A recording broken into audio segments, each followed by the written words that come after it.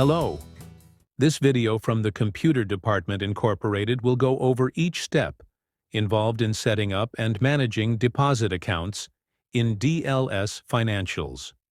When you first get logged into DLS, you will arrive at the main menu with the Accounts tab selected.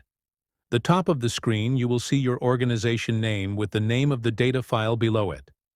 On the far right you could see two different icons. The top one indicates that you have the DLS Online module and the green frame around it. It may take a few seconds to turn green, but if it stays on red, it means that there is a problem with the connection to DLS Online that will prevent you from uploading the data. To figure out which end the problem is at, check to see if you can get onto the internet. If you can, then the issue is with our DLS Online server, and we request that you contact us if that happens. If you double-click on the DLS Online icon, you will trigger an immediate upload of the current DLS data file to DLS Online if you have permission. The second possible icon is the Docs module. This means that the functions for attaching documents and scheduling transactions are available in this version. Since the initial menu item visible is Accounts, then you will see a blank form for deposit accounts. Most of the buttons are disabled because an account has not been selected to be worked on. There are three ways to select an account depending on your DLS Financials configuration. DLS default setting is to look up a location that has a deposit or loan account with a balance from the drop-down list. Entering the location lookup number will bring up the top of the matching locations list. If you can't find the location you want, it could be because it doesn't have any accounts with balances. In that case, check the All Locations box next to the field, and the list will have all locations. Once you select a location, then the default deposit account will fill into the form below. But another option that could be configured in the DLS Financials configurations under the Configure tab in the Account Maintenance section is to have this lookup be set to only look by account numbers. By selecting Account in the field, you will change this field to Account Lookup. When you select an account, it will select not only the account, but the location record as well. If you are not sure what the location or the account number is, then you can click on the Location Lookup button, which will bring up this location search form. In here you can enter any series of alphanumeric characters into the Find field that you feel will be in the location's name, address, city, or lookup number. When you see the location that you want in the shorter list, then double-click on the location to have the account form fill in with the data for the location's default account. You can also highlight the location in the list and click on the Select button below to select the location to be filled in. If you decide that you don't want to change the location, then click on the Close button to return to the account form. The data that you will see when the account is selected is the following. Above the tabs you will see the location number with the location name following it. Below the tabs you will see the account number followed by the name of the account. If there is a sub-description of the account, you will find it just below the account number and main description. To the right you will find the type of deposit account that this one is. This example is a standard deposit account, but it will say Fixed Term CD account if you set the account to be Fixed Term CD. Next is the current principal balance and then the interest balance. The interest balance will be calculated to the current date if possible.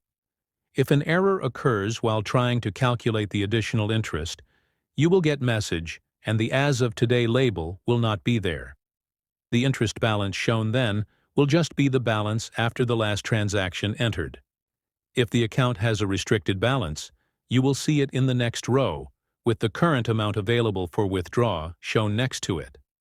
In the next row is the current interest rate as of today. If you have the system configured to show the rate tier, then you will see it to the right of the interest rate. If the rate is not in the tier chart, then its tier will be unknown. To the far right is the month and year that the account was lasted closed. The bottom half of this section you will see the general comments about this account. You can scroll through them if there is more than can fit in the visible area. Below the comments is the user ID of the last person to save the information in the account record. This means that they opened the account and changed settings that were in the form and saved it. If you have the Docs module, you will see the number of documents in the account record to the left of the Attach Documents button. There is more information about the account in the other two tabs. You are currently in the Account Information tab, but if you click on the Terms tab, you will see the comment field that holds the description of the terms that this account may have. This is typically a written description of the settings in the account record itself, dealing with interest and how it is calculated and dispersed. You will not be able to see any online comments in this area. To see those, you must go into the actual account record. In the last tab named Transactions, you will see the list of current transactions for the account, with the newest one at the top and highlighted. The fields in the form will be filled in to show the values in the currently highlighted transaction. The first field is the transaction amount, which should be the same as the principal amount below it, but could be different under certain situations. To the right you will see a black box, which adds the post status of the transaction. Posted means that it is locked and can't be changed, where unposted means that it could change before being posted and locked down. The interest accumulation is the amount of interest that was calculated between the last transaction and this one. If both transactions were the same date, then there will be no interest accumulation on any transaction after the first one for the day. To the right, you will see the interest rate that was used to calculate the interest, and then the effective date of the transaction. Effective date is the date that the transaction interest is using to calculate interest, and the sort order uses to keep the transaction in order it was entered. The transaction date below the effective date is up to you to define. Some dioceses use this field for the postmark date of the request, others the date it arrived, a few the date that it was entered, and most it is the same date as the effective date. If the user entered the check number from a deposit, it will be seen in the field to the left of transaction date. The field description comment is used to describe the transaction. It is the only field that is not locked down 100% after the transaction is posted. You have about 60 days after the effective date to see the button Edit Description, which, when clicked, will bring up a form with the current description and allow you to change it. Balance after transaction fields are the principal balance of the account, and to the right is the interest balance after the transaction was made. These fields are used to look up the balance at any moment during the life of the account. If transactions are entered for an earlier date, these numbers will change, just like the interest accumulation may change, because the balances have changed. The last row of fields show the user that last edited this transaction before it was posted, or changed the description after it was posted. The daily post has no effect on this field. It was the person that opened the edit form and made changes and saved them. If you have the Docs module, you will see the number of documents in the transaction record, which is to the left of the Attach Documents button. Now that we have covered the information that is shown, we will now start looking at just what you can do on this screen.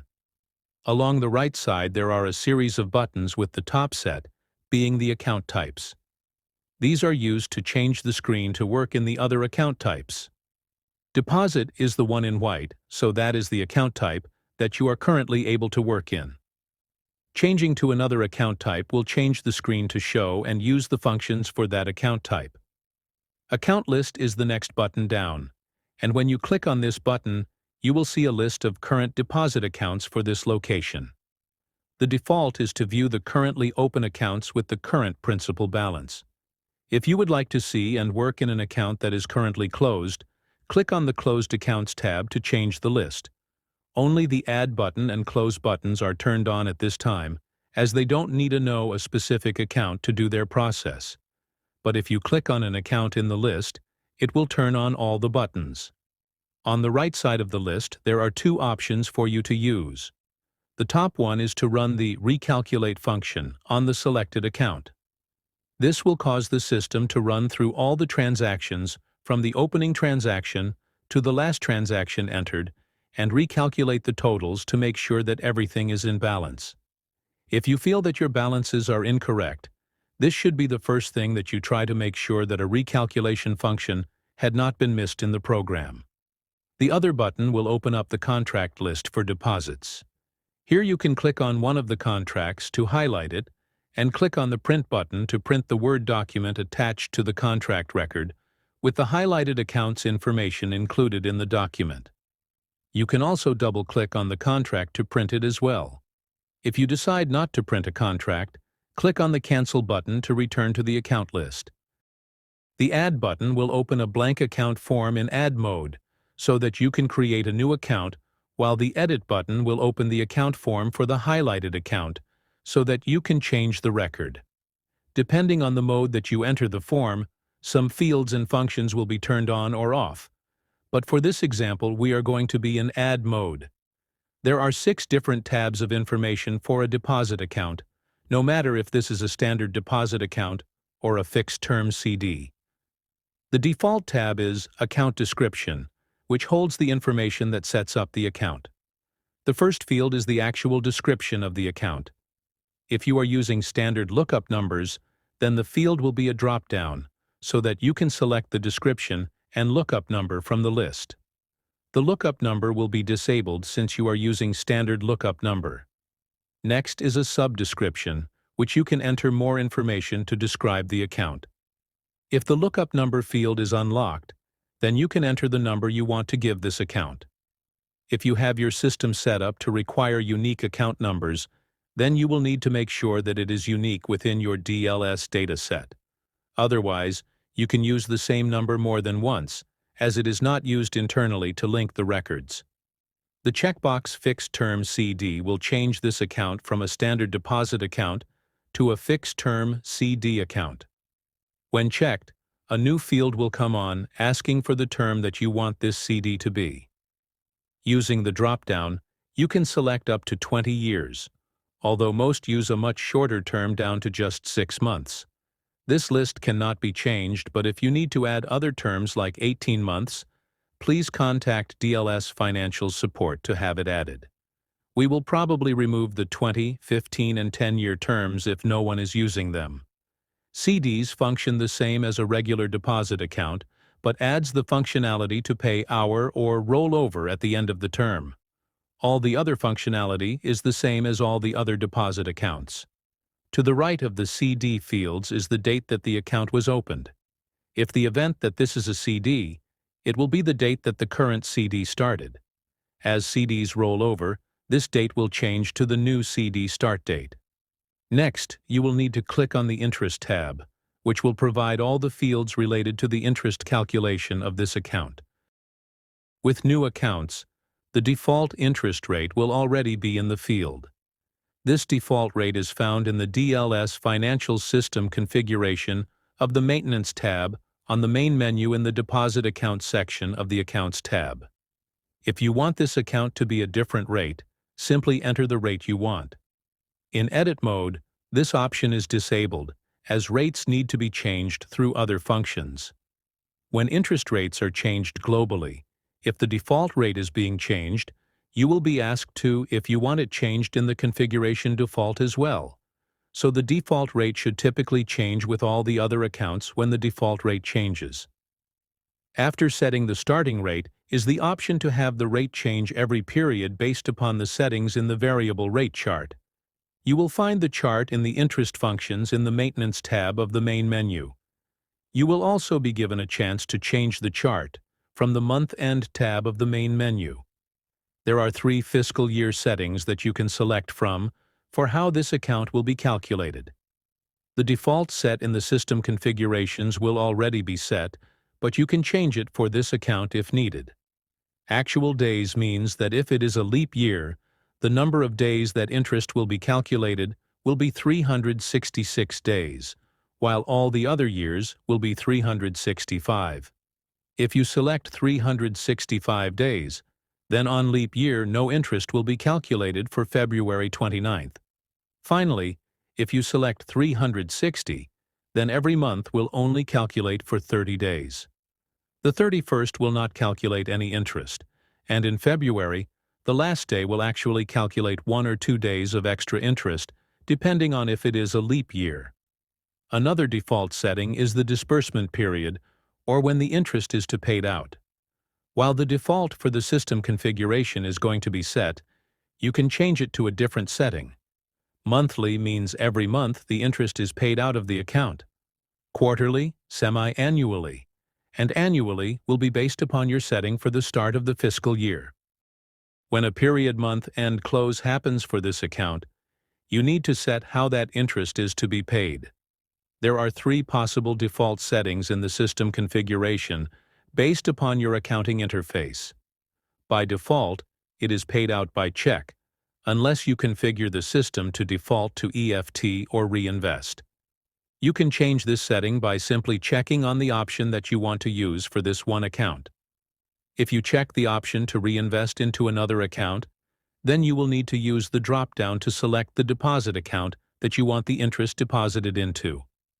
The option to request separate checks simply means that when checks are printed for withdrawals or interest disbursement, it will tell the accounting system to print this account on a check by itself. Otherwise, it will be included into any other withdrawals or interest disbursement checks that are requested during the same process for this location. Now you will need to click on the Starting Balance tab to enter the starting amounts for this account. Only the principal balance will be available during the Add mode, but both will be disabled in Edit mode. This tab is used to show you what the balances were when you started the account. If you already have the funds to open the account, you can enter the amount of the funds in Add mode, and it will also create a deposit transaction for those funds when it creates the opening record. If you had the account imported from an old system, the interest balance may have a value of what was imported, but typically, this will always be 0. While this tab is seen in Edit mode, it is only for reference after it has been added.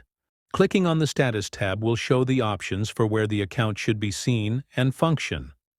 The Account Closed switch can only be checked on when the balance is 0.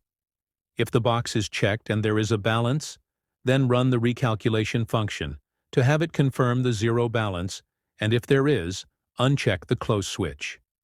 Hide on DLS Online is only available if you are using DLS Online module. When checked, this account will not be seen by any user on the DLS Online website.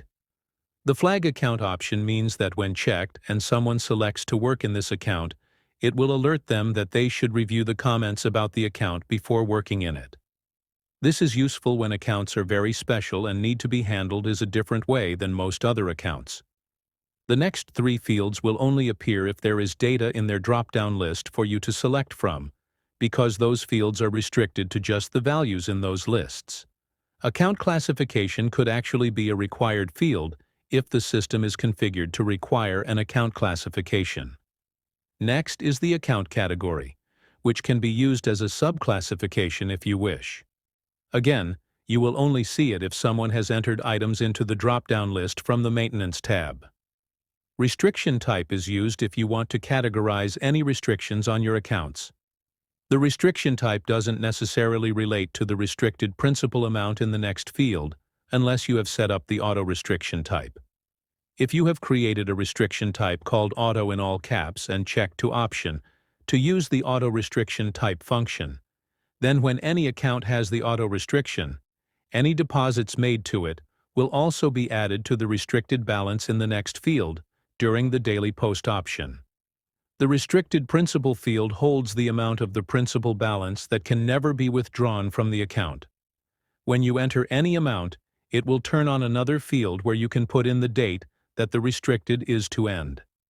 If anyone tries to withdraw funds below the restricted amount, then they will be denied the option to save the transaction. The plan is to have the transaction restriction to be skipped if the transaction date is on or after the date you enter in the expiration date.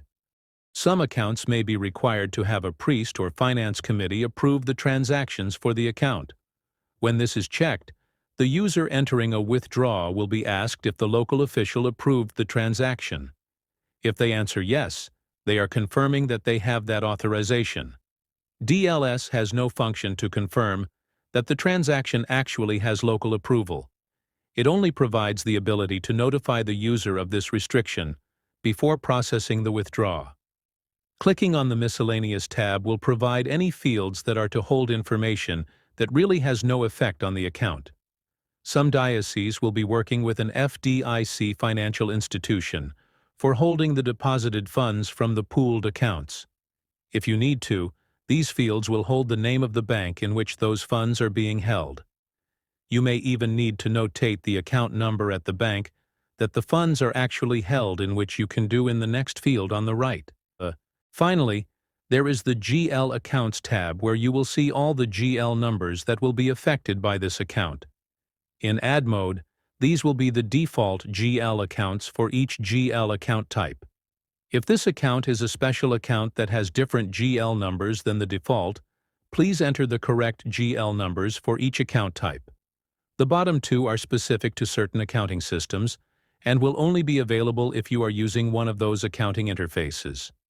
Some accounts are actually accounts made by the dioceses. For this reason, they are called local accounts, and when this option is checked, two more GL fields will come on. These two fields will be for the interest income GL, which puts the interest that was paid to the account, and the asset account, which puts the account's receivable amount into the GL. Below the tabbed forms is up to 3 tabs for all the comments about this account. The first tab is for General Comments. These comments are only visible to the user on the DLS main program and nowhere else. The same is true for the Terms comments, which is where you should put any written description of the terms for interest for this account.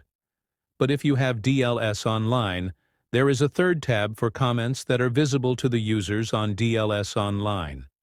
Rather than type the same information in both the General tab and the Online tab, you can check the option to match the comments in the General Comments tab in the DLS Online Comment tab. When checked, the DLS Online Comment field will be set to Read Only, and all comments will need to be entered in the General Comments tab. There are 2 other buttons on the right side of the screen near the top. These are only available when the account has been saved and you are in edit mode. Normally, accounts are for the location itself, but there may be times that some unit in the location needs an account and they want to be the primary contact for the account rather than the location's main contact. In this case, you have the ability to enter alternate contact information for just this account. Clicking on the alternate address will open the fields to enter the alternate mailing name and address that letters, statements, and other information should be sent to. The second button provides the alternate email address field for the persons that should be getting emails about this account. You can select to have the main location emails carbon copied to all the emails for this account as well. The verified switch will tell DLS that it can start using this email address for emails for this account. In both forms, the action buttons do the same thing. The delete button will remove the address or email address from the account. The Save button will save the information in that form to the account record and close the form. The Close, Cancel button will exit the form without saving the changes that you made. Once you are done with the account record, you can click the Save button on the account record form. This will save the record and exit the form. Should you decide to not save the record and close the form, click on the Close/Cancel button. The alternate contact information will have already been saved, so the Close Cancel button will not revert those changes back to the original values. If you have an account that you need to delete, you will need to highlight the account on the list. And if you have permission to delete, the Delete button will turn on. Click on the Delete button, and the account will be deleted along with all transactions connected to it. Be sure that you want to delete the entire account because you will not be able to get it back unless you recover the data from a backup file, which will then lose any changes to the data since the backup date. Another button on the account list is named Make Default. Highlight the account that you would like to have as the default account that gets loaded when you select the location and click on this button. This will set the default deposit account in the location record for this highlighted account. There are 2 ways to select the account that you want to work on in the main screen. You can either highlight the account and then click the Select button, or a faster way is to just double-click on the account in the list. Either way, the account list screen will close and you will go back to the main screen. If you don't need to do anything else in this form and want to keep the current account open, then just click on the Close button to return to the main screen. Back on the main form, the next button down is the Edit Account button. Clicking this will bypass the account list to take you directly into the Edit Account form for the currently selected account. When you finish making the edits, you will return back to the main screen and not the account list. Because deposit account can have scheduled transactions, you may see the View Scheduled Transactions button on the form if you have the Docs module, and this account has any scheduled transactions assigned to it. If there are currently no scheduled transactions for this account, if you look down to the row of small transaction buttons, you will see the Add Scheduled Transaction button on the left of the plus button. When you click on it, you will go directly to the Add Scheduled Transaction form to enter a new scheduled transaction. Otherwise, if this View Scheduled Transaction button is lit, clicking this button will open the list of currently scheduled transactions for the account, and if you want to add a new scheduled transaction, you can click on the Add button. When you select one of the scheduled transactions in the list, the Edit button will turn on so you can click on it to open the scheduled transaction form in edit mode for that transaction. Double-clicking on the transaction will also take you to the Edit Scheduled Transaction form as well. In this form, you will see the location and account information that you are making the scheduled transaction for. Below those fields will be the fields that you can enter information into in order to have the transaction scheduled when needed. First thing that needs to be selected from the drop-down list is the frequency that the transaction should be scheduled for. There are 8 items in the list that you can select from. If the one that you want is not in the list, contact DLS Financials Support to have it added to the list. After selecting the frequency, you can enter the number of times the transaction should be scheduled for. The default is 0, which means that it will never stop making the transaction until you delete this scheduled transaction from the list. Every time the transaction is created, this number will go down so that in edit mode, you will see how many more times it will create the transaction. Once the last transaction is created, the record will automatically delete to prevent the schedule from continuing to get created. The next row is the date that the next transaction is to be create for.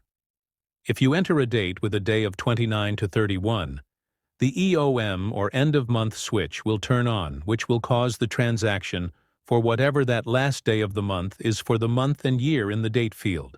You cannot schedule a transaction for any day that might not exist in every month.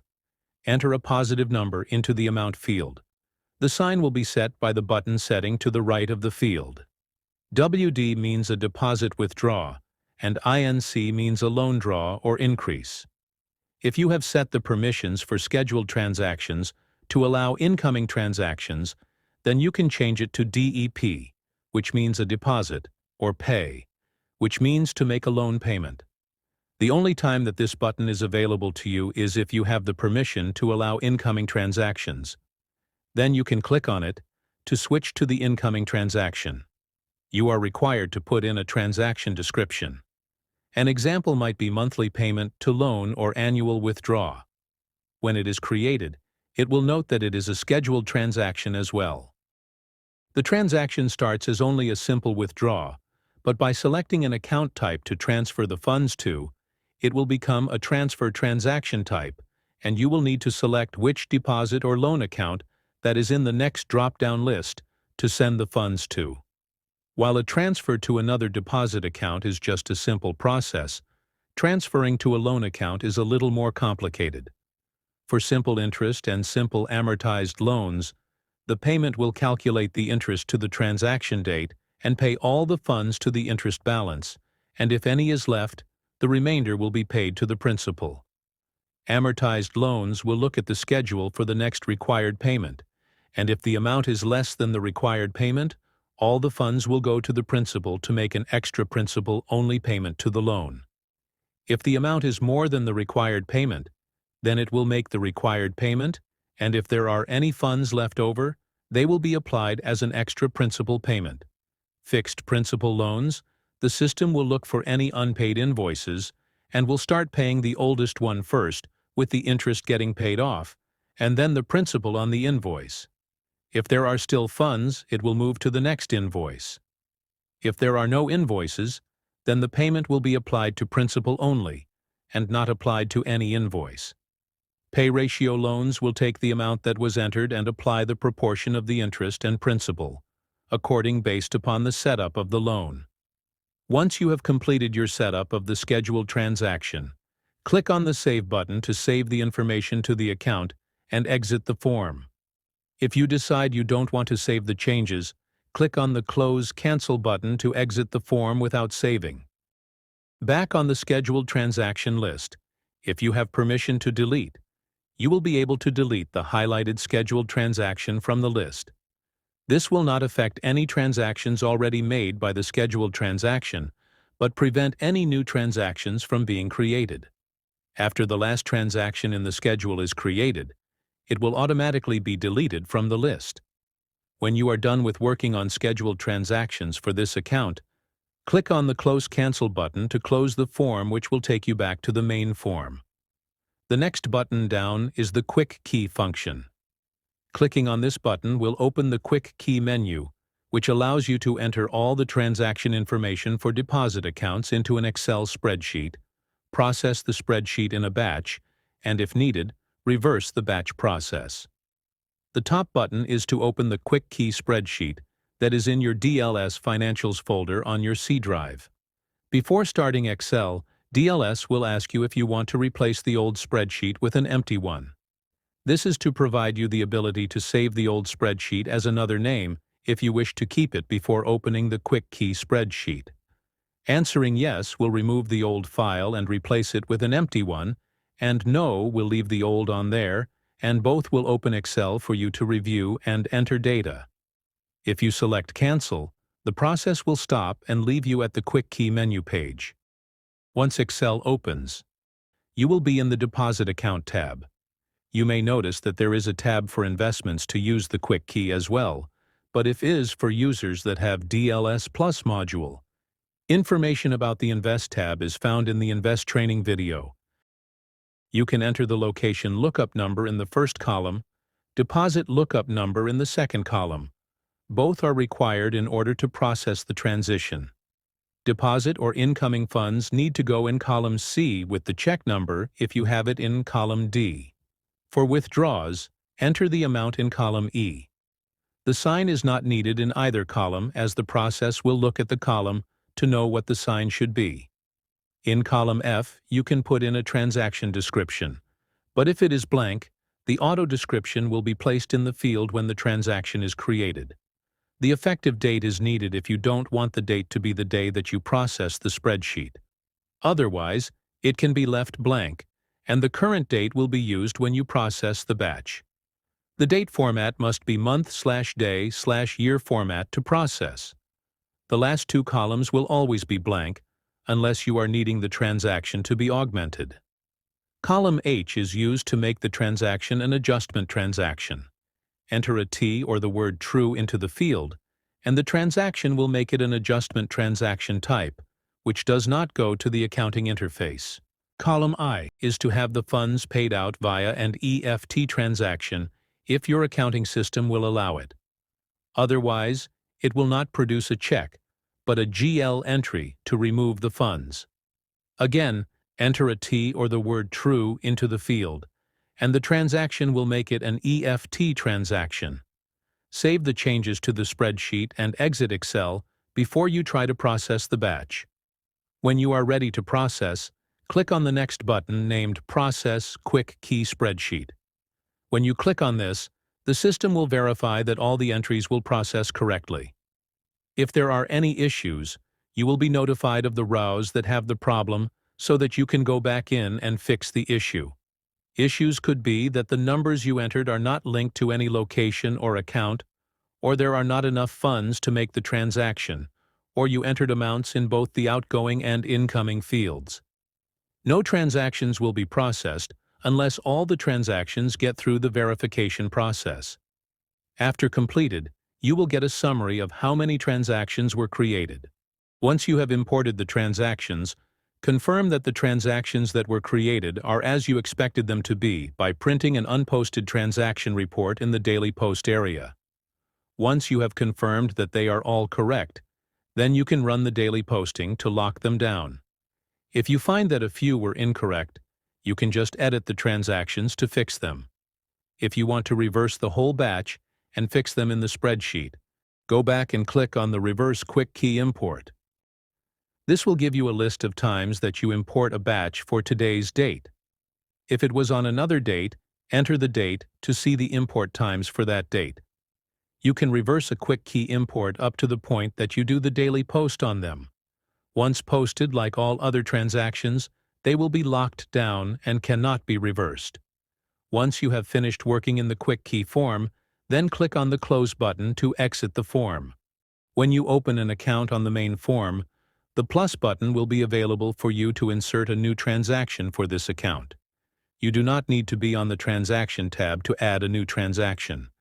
But if you are on the Transaction tab and you have a transaction highlighted, the button to the right of the Add button will light up for any transaction you entered. System transactions start with an asterisk and cannot be edited. If the transaction has not been posted, you will see a pencil with the sheet of paper. This indicates that you can edit the transaction. If the pencil is missing, the transaction is locked down and must be unposted to be unlocked. Not all transactions can be unposted, and your diocese may have locked down the ability to unlock transactions entirely. In those situations, the button will not be enabled unless it has the pencil. The red X button or Delete Transaction will also come on if the transaction that is highlighted can be deleted and you are allowed to delete. If you don't have permission to delete in DLS, you will not see the Delete button at all. If dimmed out, it means that it has been posted and locked down, or is a system transaction. When you click on the Delete button, the highlighted transaction and any linked transaction will be deleted after you confirm your command. Linked transactions mean other transactions that were created with the transaction that you are deleting. This could be transactions in other accounts if you are deleting a transfer transaction. If the linked transaction is posted, you will be warned that it was posted and asked if you want to continue with the delete after being warned that you may need to adjust your accounting system accounts. When you click on the Add or Edit button with the pencil, you will have the transaction form appear in the Add or Edit mode. In Edit mode, certain options are turned off, but for this example, we will be adding a new record so we can go through all the options. No matter which type of transaction you plan on entering, the first field will always be the effective date. This date defaults to the current date, and you can enter any date after the last month-end close date of the account. The effective date is the date that the interest is calculated from the transaction before. Use the Tab key to move to the next field called Date of the Deposit. The date in the effective date will automatically be filled in if it was blank. The date that you enter can be used for any purposes and has no effective on the transaction. Some use it for the postmark of the request, others for the date that it arrived or the date it was entered. The next option is where you will select which transaction type you want to enter. There are 4 different transaction types that you can enter. The default type is deposit, so we will go through those fields first. As you change to another type, the fields below will turn on and off for the type that you select. Amount of deposit is the amount that the location is depositing into the principal of the account. Since they typically send a check, the next field is the check number that you can enter into the transaction. The next transaction type is a withdraw from the account. The amount of the withdraw is where you will enter the amount of the principal that you wish to take out of the account. If you enter to withdraw all the principal, then you will be asked if you really want to zero the principal balance or if you are wanting to withdraw all the funds including the interest to date. If you change to a withdraw all transaction, that form will come onto the screen to replace this one. Training for that transaction type is coming up after this form's training. If you enter more than the principal amount, you will be warned of this situation, and if the system is not configured to allow you to overdraw the account, it will switch the amount to the total principal available. Once you enter the amount, the next field tells you how it will be paid. If you are interfacing with your accounting system, you could have up to 3 choices. Check is the default, but clicking on the button will change it to No Check, and if available, EFT. In the interface, No Check gets sent through the GL to show that it was paid manually, and to not send the funds via a check or EFT. The next field is where you can click on the ellipsis button to show a list of third-party vendors that you can have the funds made out and sent to. If you have not created a list of third-party vendors, this field will not show up since there are none to select from. Some accounts may require extra approval from the CFO or other upper-level staff for a withdrawal of funds. When the account that you are working on has this restriction, you will see this banner next to the Save button come on to remind you that you need that approval. Because not all dioceses allow you to unpost a transaction, you can use the adjustment entry to fix any data entry errors that were posted, while the other transaction types can be entered as a positive amount. The adjustment transaction amount must be entered as a negative number if it is to be a decrease, or a positive number if you want to increase the principal. A special note that you need to remember is that adjusting entries do not get sent through the accounting interface, so if you need to show this change in the principal in the accounting system, you will need to make the matching adjustment in the accounting system. Also, since the adjustment is not a standard transaction, you will need to enter a description as to why you are making this transaction. While most interest rate changes are done globally, there may be a time when you need to change just one account's interest rate. This is why there is a transaction type called Change Interest Rate. The only field available to you is the new rate that will take effect at midnight on the effective date. All transactions already in the system after this rate change will have their rate be changed as well. All the transaction types show the interest rate that will be used to calculate the interest for the account from the last transaction before it to this transaction. While the rate change transaction will change the rate that is used after this transaction, this rate will remain different from the one in the field above. Other than the adjustment transaction type, transaction descriptions are optional but useful. If left blank, the auto description of deposit, withdraw, or rate change will be put into the description when you save. Next to the field there are 2 buttons. The top one will bring up the list of standard pre-written description entered into the system. You can double-click on the one that you want to put into the description field or click on the comment to highlight it and click Select to put into the field. Use the /cancel button to exit the form. The other button is to put the description that will automatically be put into the description into the field so that you can then add more information after it. Again, if left blank, the auto description will automatically be put into the field when you click on Save. Clicking on the Save button will process the transaction that you are creating. You can edit the transaction until you do the daily post, but you can't change the transaction type once it is saved. If you decide that you don't want to save the data you entered, click on the /cancel button to exit the form without saving. Once a transaction has been posted, the middle Edit button will no longer have the pencil with the paper. But if it is still enabled, it means that you can click on the paper button to enter the Unpost function for the highlighted transaction. This form is red because it is not something we would like you to do. But since DLS is not an FDIC-certified program and internal sub-accounts are not regulated by the government, we allow it to happen if your system is set up to allow you to do it. Please read and follow the instructions found on this form. There is important information on the form concerning the accounting interface if you use IF, as well as step-by-step instructions on how to get the unlock code from our main phone number. When you call the computer department, Inc. main number of 217-788-8234, you will get the automated staff transfer message. Click only on the 0 button when the message starts. Do not click on any other number. It will ring all the staff members that can provide the unlock code. It doesn't need to be a DLS Financials support staff member. Do not hang up the phone until someone answers or you get the DLS support automated message. This is because after about 15 seconds, your call will be transferred to the DLS support staff, and if someone is available, they will answer the phone. If no one is available, please leave a message, and we will get back to you very soon. Hanging up before someone answers and not leaving your direct number with your extension will just slow down the process of getting the code. While the form is on the screen, read the lock serial number to the person that answers the phone, and they will give you a shorter code number back.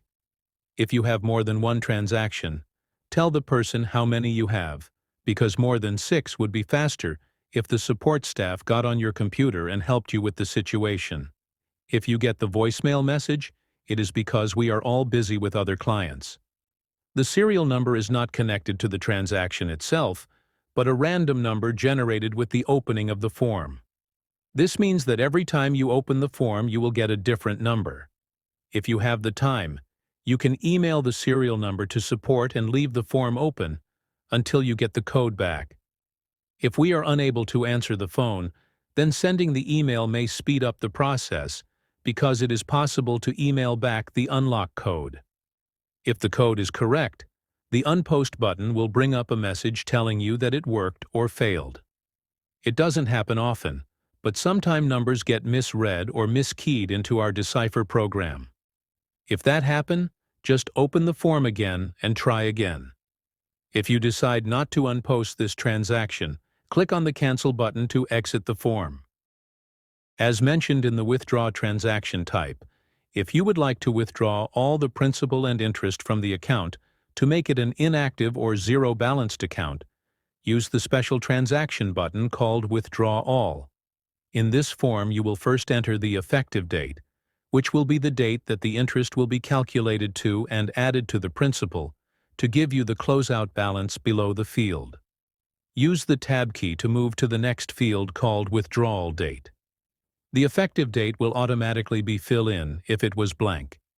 The date that you enter can be used for any purposes and has no effective on the transaction. Some use it for the postmark of the request, others for the date that it arrived, or the date it was entered. In the field below the closeout balance, you will select how the funds will be paid. If you are interfacing with your accounting system, you could have up to 3 choices. Check is the default, but clicking on the button will change it to No Check, and if available, EFT. In the interface, No Check gets sent through the GL to show that it was paid manually, and to not send the funds via a check, or EFT. The next field is where you can click on the ellipsis button to show a list of third-party vendors that you can have the funds made out and sent to. If you have not created a list of third-party vendors, this field will not show up since there are none to select from. Finally, there is the transaction description, which is where you will enter the description for this transaction. No matter what you enter into the transaction, the words Withdraw All will be added to the description, to make sure that everyone knows that this is not a normal transaction type and is zeroing the account at the time it was made. Some accounts may require extra approval from the CFO or other upper-level staff for a withdrawal of funds.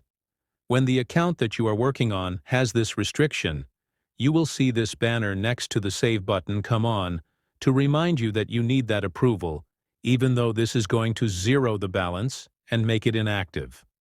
Clicking on the Save button will process the transactions needed to accumulate the interest to the effective date, transfer the interest to principal, and then to withdraw all the funds.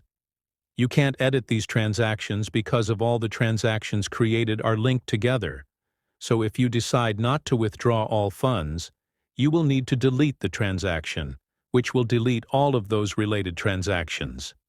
If you decide that you no longer want to proceed with the Withdraw All, then click on the Close Cancel button to exit the form without processing the transaction. If you want to transfer all the funds from a deposit account to another account, you need to go to the Transfer Transaction type, which is explained in the next chapter. The last special transaction type for deposits is the Transfer Transaction. There are up to 3 different transfer transactions, one for each account type. If there are no open accounts to transfer the funds to in an account type, That button will be dimmed out. The top one is to another deposit account that the location has. When you click on any of the buttons, you will get a form for the account type that you selected, which the top 3 fields are the same for all of them. The top field is a drop-down which you will select one of the other accounts of the account type that you are transferring to. You cannot transfer to the same deposit account that you are transferring from. The next field is the effective date. This is the date that the transfer will take place, and the interest will be calculated to this date. Use the Tab key to move to the next field called Transfer Date. The date in the effective date will automatically be fill in if it was blank. The date that you enter can be used for any purposes and has no effective on the transactions. Some use it for the postmark of the request, others for the date that it arrived, or the date it was entered. From here, the fields will be different based upon which account type you are transferring to. For another deposit account, the next field is the amount of funds that is to be transferred from the principal of the current account to the principal of the selected account. If you enter the entire principal amount of the selected account, you will be asked later if you want to do a withdraw all from the current account and pay all of the funds to the selected account's principal. For transfers to a loan account, you have a few other fields to deal with. Enter the payment amount that you want to make towards the loan account. This is the amount of principal that will be taken from the deposit account and paid to the loan.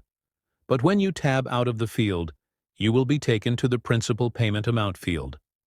The default will depend on the loan type that you are transferring to. For simple interest and simple amortized, it will calculate the interest to the effective date and pay the interest balance first, and anything left over will be in the principal. For amortized loans, it will pay the next payment of interest, and the rest will go to the principal. If your payment amount is less than the required payment, the entire amount will go to principal as an extra principal payment. With fixed principal, the default will start with the oldest invoice and apply the interest and then the principal balances, and if there are any leftover funds, it will move to the next invoice, and so that same until all funds from the payment amount are used. For pay ratio loan types, these fields will divide the funds between the principal and interest and disable the fields so you can't change them. If the fields are not locked down, you can change the value in the fields as long as the total between them matches the payment amount. If your plans are to pay off the loan, then click on the Pay Off Loan button and all the fields will fill in with the amounts needed of principal and interest to pay off the loan. If you have the DLS Plus module, the Invest form is just like the Deposit form, where you will enter the amount of the funds to be transferred to the investment. All the forms have the Transaction Description field, which if left blank, will cause the default description indicating the transfer from one account to the other. Both transactions will hold the same description. When you click on the Save button, the withdrawal will be made in the current deposit account. If you are withdrawing all the principal funds, you will be asked at this time if you want to add the interest to the amount being transferred and zero out the account. If you answer yes, the interest will be accumulated and transferred to the principal, like the withdraw all process. The funds into the other deposit or invest account will be made into the principal. For loans, the interest from the capitalized interest will be put into the principal amount entered into the form, except for the pay ratio loan type, which will apply it according to the pay ratio of the account. Transfer transactions can't be edited because of the number transactions created, so if a mistake is made, you will need to delete the transaction from either account and all transactions linked to the transfer will be removed.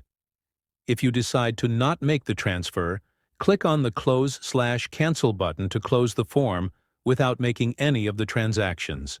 If you have the Docs module, you will be able to add digital documents to the deposit account itself, as well as to a transaction records. In the bottom right corner to the Accounts tabs, you will see the Documents button. If you are on the Account Information tab, the button will be adding the documents to the account record itself. If you are on the Deposit Transaction tab, the button will be adding the documents to the highlighted transaction. When you click on the button, the form will open with the information about the deposit account, if adding only to the deposit record, or the account and transaction if adding to the transaction record. If there are no documents, or you click on the Attachments button between the arrow buttons, you will be taken to this form where you can add more documents, remove the highlighted document, open the document in the associated application, or save the highlighted or all the documents to a location on your hard drive. Clicking on the Add button, you will get an Explorer screen to search and select the file that you want to bring into the data for the record. If you highlight any document in the list to the left, you will turn on the other buttons that allow you to do other functions with the document. The Remove button will remove the document from the record. Open button will open the document in the associated program on your workstation. If you edit the document while it is temporarily on your computer, you will be asked if you want to save the updates to the record in DLS. If you don't, then the record in DLS will not contain the changes that you made. The other two buttons are to make a copy of the documents on your computer and let the originals remain in the record. If you later open those copies and make changes, they will not be updated to the location record, but only in your workstation. None of the changes will be official until you click on the OK button of this form. Doing so will complete the addition, removal, and edits that you may have done to the documents in the actual location record. If you decide to not save all those changes, click on the Cancel button. Back at the document form, you can click on the Close button to exit the form and go back to the record. Thank you for watching. If you need to get more detailed training, feel that this video needs to be more detailed or is missing information in any area, or you still have questions about managing your deposit accounts in DLS Financials, please contact DLS Support at 217-697-0105, extension 5, or email support@dlsfinancials.com.